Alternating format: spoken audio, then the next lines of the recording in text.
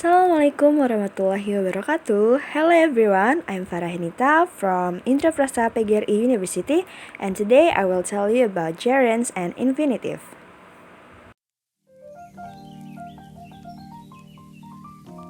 Gerunds are words that are formed with verbs but act as nouns. They're very easy to spot, since every gerund is a verb with ing tagged to its tail. There are no exceptions to this rule. Like all things grammar, gerunds do take a tiny bit of detective work to spot. The problem here that present participles also end with the letters ing. Besides being able to spot gerunds, you should be able to tell the difference between a gerund and a present participle. Let's go back to the definition of a gerund for a moment. Remember that gerunds are words that are formed with verbs but act as nouns. Present participles don't act as nouns. Instead, they act as modifiers or complete progressive verbs. To find gerunds in sentences, just look for a verb plus ing that is used as a noun. It's that simple. Next, we're gonna go to examples of gerunds. As you read these examples of gerunds, notice the verbs they contain, and notice that every single one of them ends in ing. By the end of this quick lesson, you'll have no problem recognizing gerunds when you see them.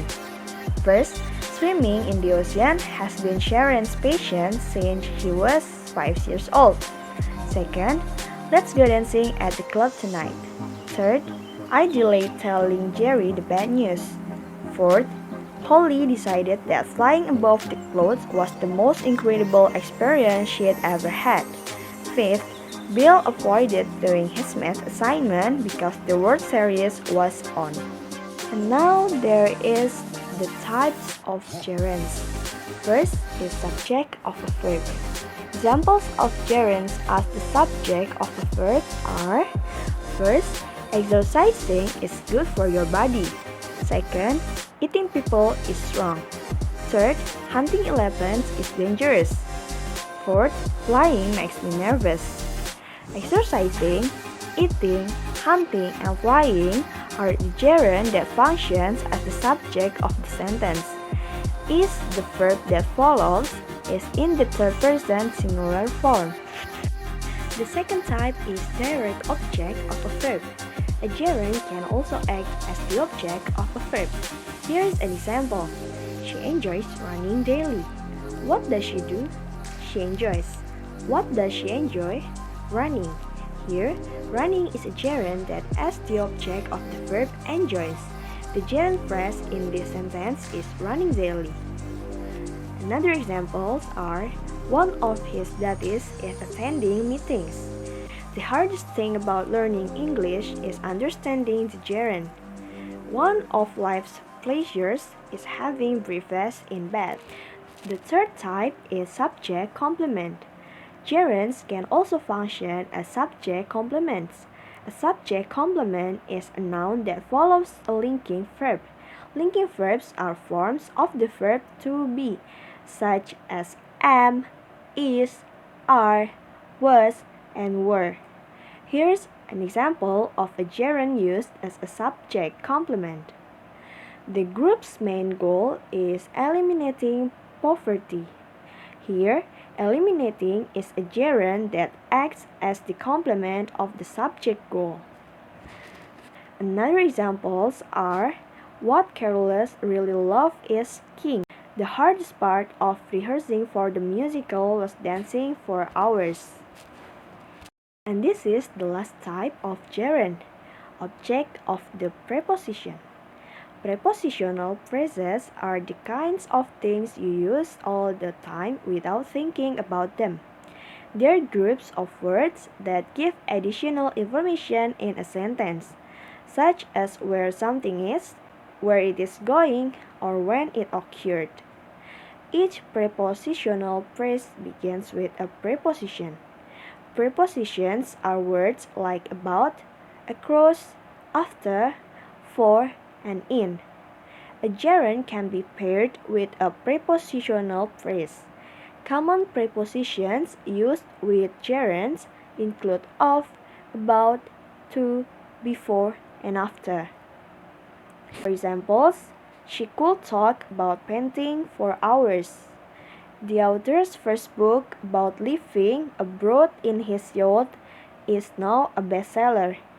My father's interest in cooking with organic ingredients was inspired by famous cookbook.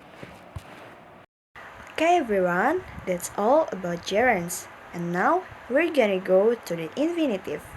The infinitive is the best form of a verb. In English, when we talk about the infinitive, we are usually referring to the present infinitive, which is the most common.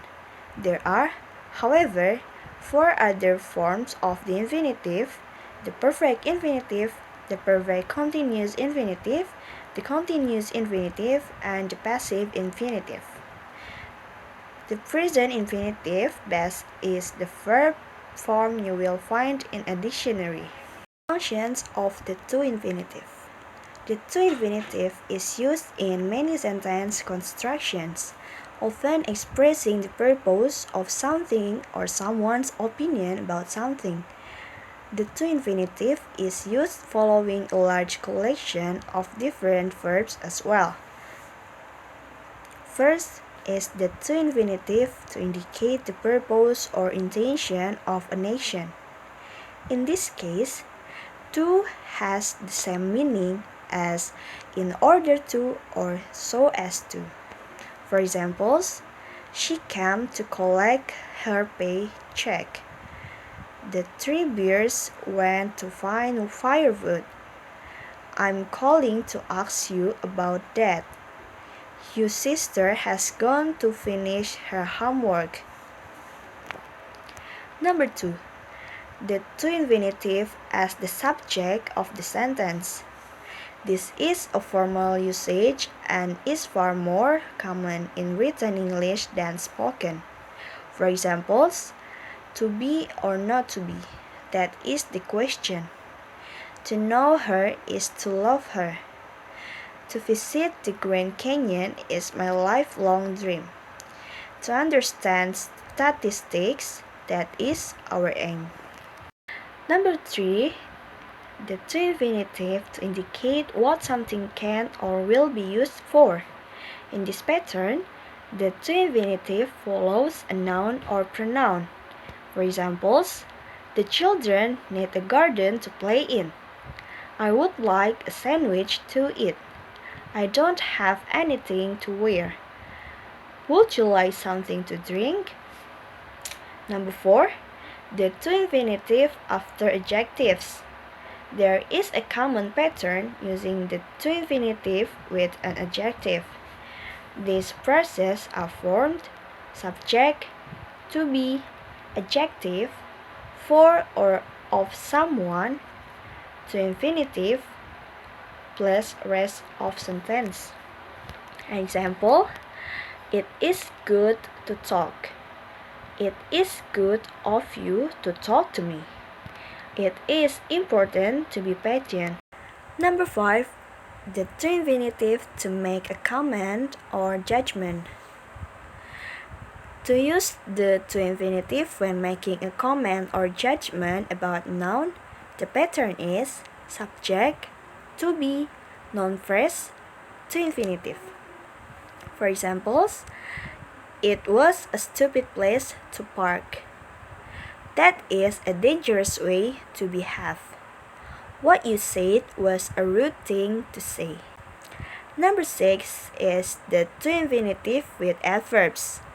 The to infinitive is used frequently with the adverbs to and enough to express the reasoning behind our satisfaction or insatisfaction. The pattern is that to and enough are placed before or after the adjective. Adverb or noun that they modify in the same way they would be without the to infinitive.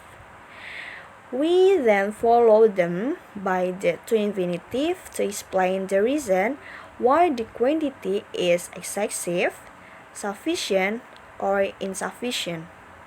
Normally, the to infinitive and everything that follows can be removed, leaving a sentence that still functions grammatically.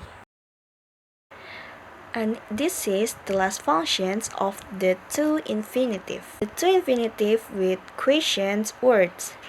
The verb ask, decide, explain, forget, now, show, tell, and understand can be followed by a question words such as where, how, what, who, and when, plus the to infinitive. For examples, she asked me how to use the washing machine. Do you understand what to do?